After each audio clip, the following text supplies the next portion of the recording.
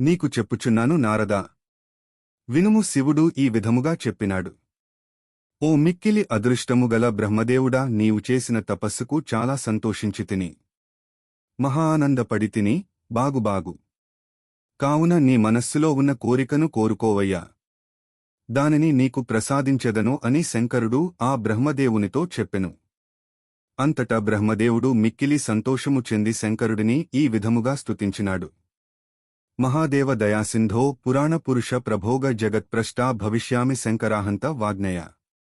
దయాసముద్రుడును, పురాణ అనగా ఈ సృష్టికంతటికీ ప్రప్రథమంగా ఆవిర్భవించి ఉన్నవాడు అయిన పురాణ పురుషుడవు ప్రభువగు ఓ మహాదేవుడా, నీ ఆజ్ఞచేతనే లోకములన్నీయు సృజింపవలయునని కోరిక కలవాడనైతిని. కావున నాకు ఈ సమస్త ప్రపంచములోని చరాచర జగత్తునంతను అనగా స్థావర జంగమాత్మకమైన సకల జీవరాశులతో కూడి ఉండే విధముగా విశ్వమును సృష్టింపవలయునని బహుకుతూహలముగా ఉన్నది. కావున ప్రభుడా, నీవు అనుగ్రహించి దానికి సంబంధించిన శక్తి సామర్థ్యములను నాకు ప్రసాదించగలవాడవు నీవు అని బ్రహ్మదేవుడు అడుగగా ఆ పరమేశ్వరుడు వెంటనే నీ మనోభీష్టము ప్రకారము సకల లోకాలను జీవరాశులను నా అనుగ్రహముచేత సృజించగలవు. అందువల్ల నీవు జగత్తుకు స్రష్టవు అనగా సృష్టించినవాడవు కాగలవు అని చెప్పి అదృశ్యుడాయను పరమేశ్వరుడు. అంతటా నా మనోభీష్టము ప్రకారము సకల లోకములను జీవరాశులను సృష్టించితిని.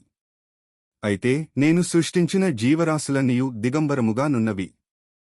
మానవులు, దేవతలు మొదలగు జాతుల వారందరూ శరీరమునకు ఆచ్ఛాదన అనగా వస్త్రములు లేకుండుటచేత వారి వారి దేహావయవములు కాపాడుకును శక్తిలేనివారై మిక్కిలి సిగ్గుతో దిగంబరులుగా ఉండి మిక్కిలి వేదన చెందినవారై తమ మానములను కాపాడుకునుటకై చెట్ల ఆకులను, తాడులను, జంతు చర్మములను, చర్మములయందలి బొచ్చును మొదలగు వాటిచేత తమ మర్మాంగములను ఆచ్ఛాదించుకునుచుండిరి.